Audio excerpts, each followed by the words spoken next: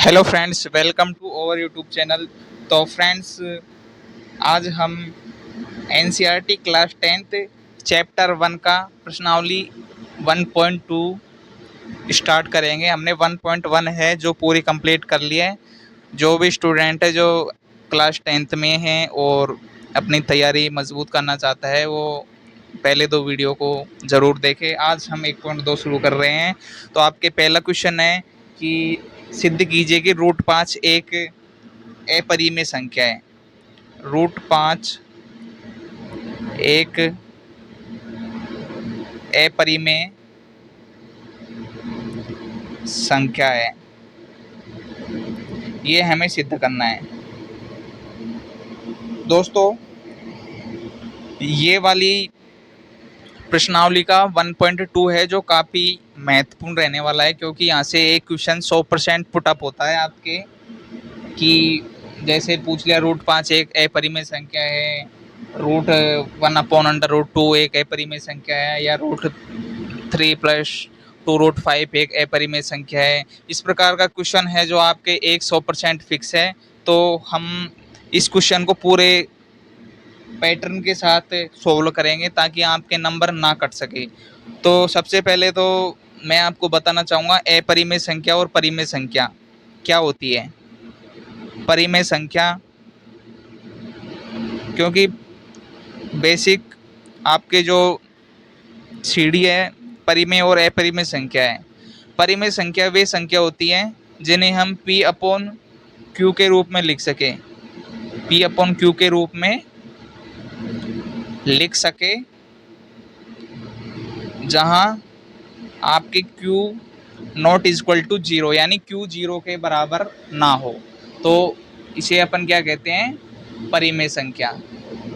और अपरिमेय संख्या, अपरिमेय संख्या वे संख्या जिन्हें हम P/Q के रूप में ना लिख सके,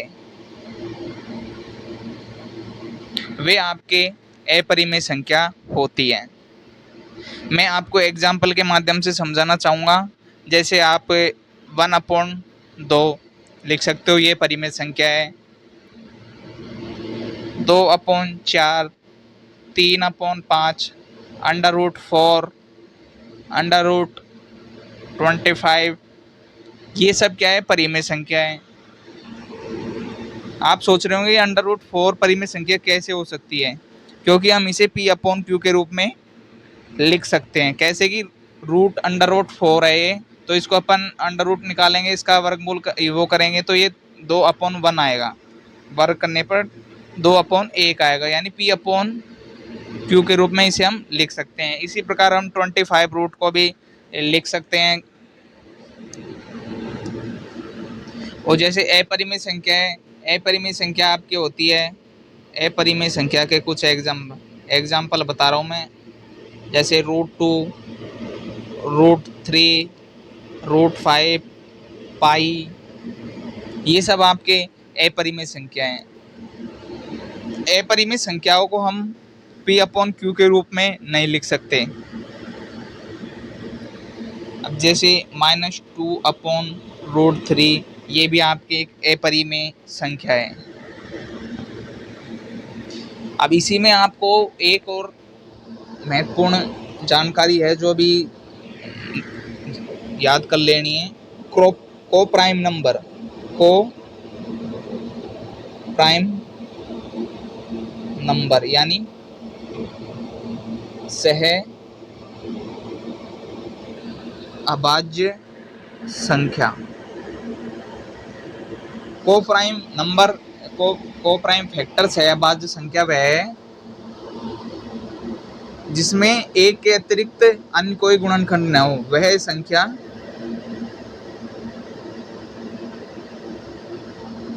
संख्या जिसमें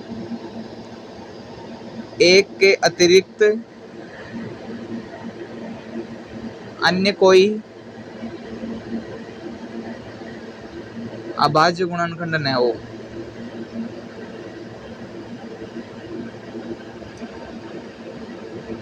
ना हो उसे क्या कहते हैं हम, को प्राइम नंबर या को प्राइम फैक्टर कहते हैं। जैसे एग्जाम्पल 8 और 9, इसका को प्राइम नंबर क्या होगा 1, क्योंकि इसके अभाज्य गुणनखंड हो गए 2 इंटू 2 इंटू 2, 2 इंटू 2 4, 4 इंटू 2 8, इसके 3 इंटू 3, तो इसका को प्राइम नंबर 1 है।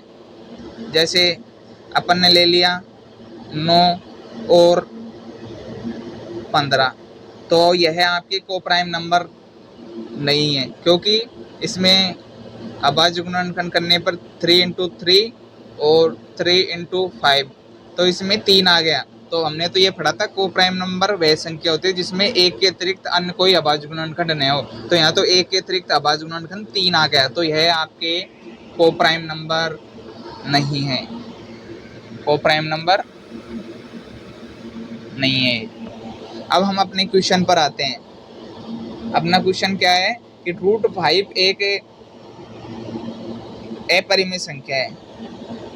तो पहला क्वेश्चन आपके 1.2 का कि √5 एक अपरिमेय संख्या है। तो सबसे पहले हम मैथ में किसी भी क्वेश्चन को सॉल्व करने के लिए लेट अस एज्यूम कुछ ऐसे भी करके मानते हैं। माना, अब हम सॉल्व करते हैं। माना √5 एक परिमेय संख्या है। हमने क्या माना, √5 एक परिमेय संख्या है। माना √5 एक परिमेय संख्या है जिसमें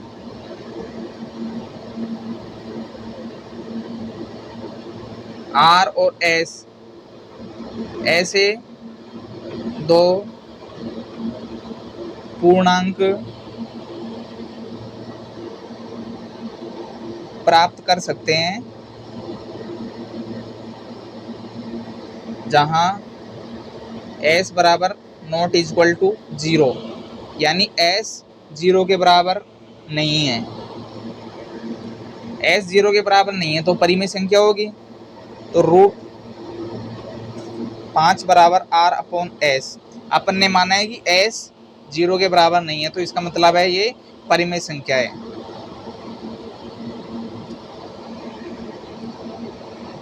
अब हम मानेंगे, अब पुनः R और S में एक के अतिरिक्त अन्य कोई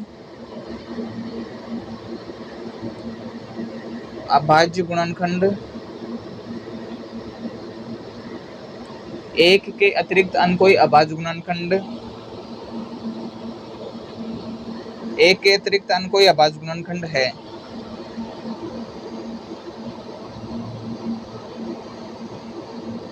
एक के अतिरिक्त कोई अन्य अभाज्य गुणनखंड है तो हम उस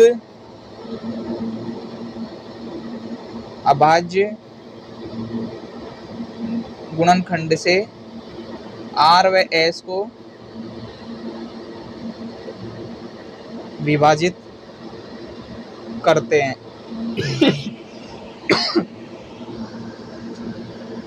R व S से विभाजित करते हैं तो हमारे पास माना प्राप्त हुआ √5 बराबर A/B प्राप्त हुआ। कब प्राप्त हुआ? जब R और S में एक के अतिरिक्त अन्य कोई अपन ने अभाज्य गुणनखंड माना, तो हमें A/B प्राप्त हुआ, जहां A और B, जहां A और B सह अभाज्य संख्या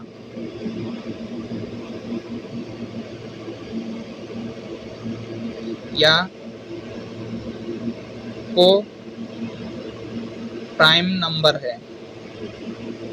अपन ने पहले पढ़ लिया।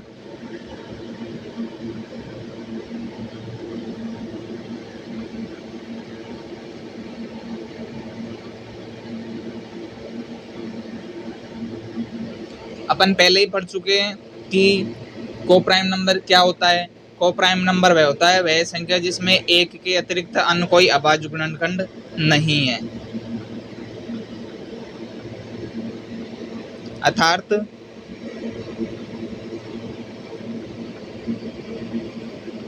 वज्र गुणा कर देंगे अपन। वज्र गुणा तो आप करना जानते ही होंगे।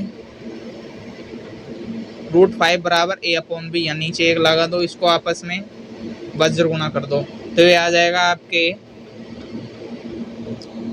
√5 × b बराबर a।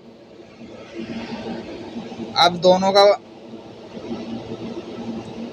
वर्ग करने पर, दोनों पक्षों का अपन वर्ग कर देंगे। दोनों पक्षों का वर्ग करने पर, दोनों पक्षों का वर्ग करने पर, वर्ग करेंगे तो ये हो जाएगा आपके 5b² बराबर a²। ये आपके आ गए समीकरण फर्स्ट। अब हमने पढ़ा है प्रमेय 1.2 में कि p कोई अभाज्य संख्या है।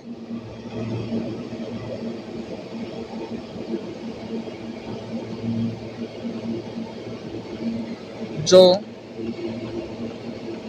p कोई अभाज्य संख्या है जो a² से विभाजित है, तो वह a से भी विभाजित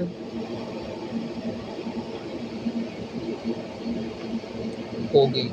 ये अपन ने प्रमेय 1.2 में पढ़ा है। अभाज्य संख्या आप जानते ही होंगे, वह संख्या जिसमें स्वयं के अतिरिक्त अन्य किसी संख्या का भाग नहीं जाता, वह अभाज्य संख्या कहलाती है। जैसे 3 है, 5 है, 7 है, 2 है, 11 है, 13 है, 17 है, ये सभी अभाज्य संख्या हैं। और एक है आपके न तो भाज्य है और न ही अभाज्य है। तो अपन क्या करेंगे,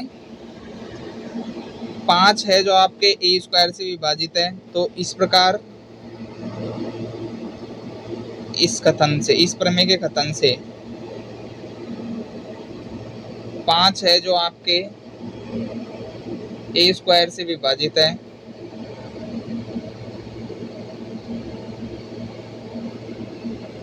तो 5 a से भी विभाजित होगा। 5 a² से विभाजित है तो आपके 5 a से भी विभाजित होगा। अब अपन अज्यूम करेंगे, क्या करेंगे,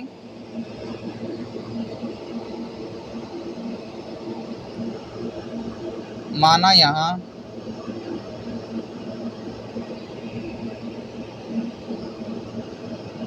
a कोई धन पूर्णांक है, तो अपन a बराबर 5c मान लेंगे, जहाँ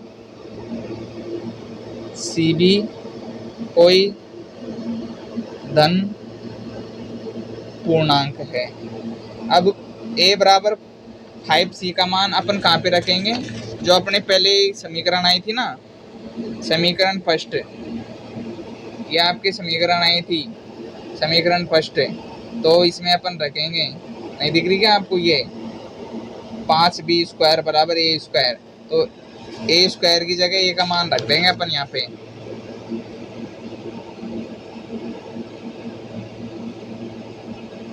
अब a² की जगह a का मान रखना है अपन को यहाँ।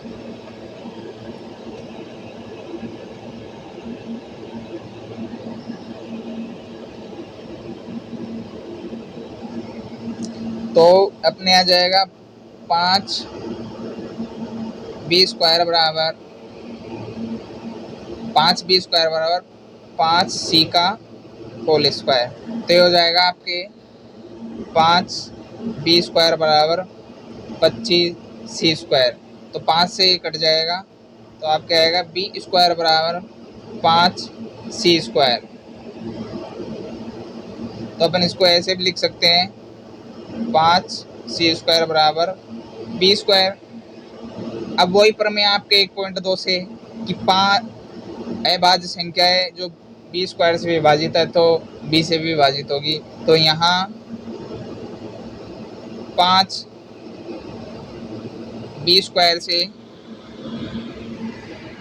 विभाजित है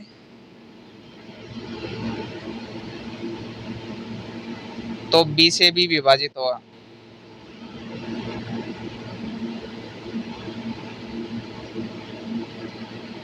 बी से भी विभाजित होगा। ये आपके आ गई समीकरण 2। अब समीकरण 1 और 2 से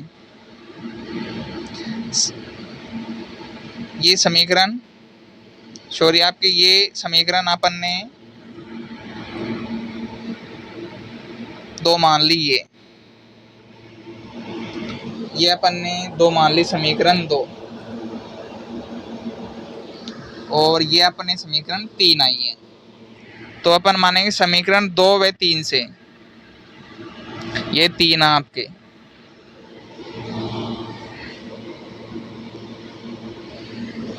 तो समीकरण 2 व 3 से, समीकरण 2 व 3 से, समीकरण 2 व 3 से हमें क्या प्राप्त हुआ कि ए व बी का उभयनिष्ठ गुणनखंड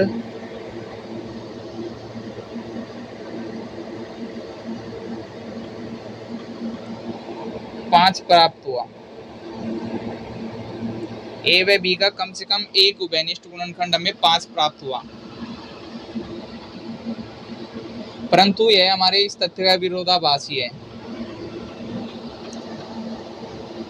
परंतु यह हमारे इस तथ्य का विरोधाभासी है कि और ए और बी सहअभाज्य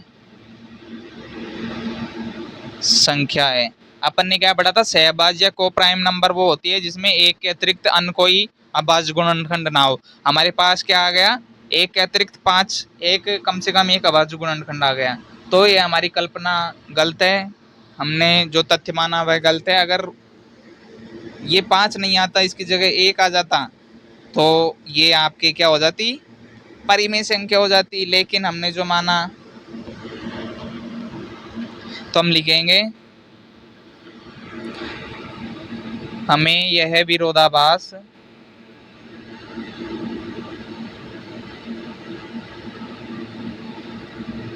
हमारी त्रुटिपूर्ण कल्पना के कारण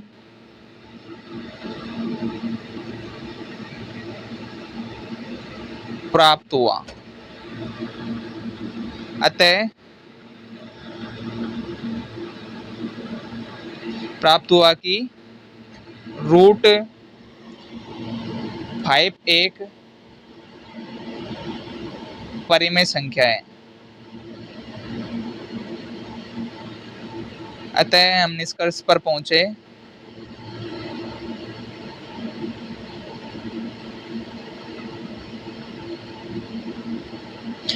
कि √5 एक अपरिमेय संख्या है।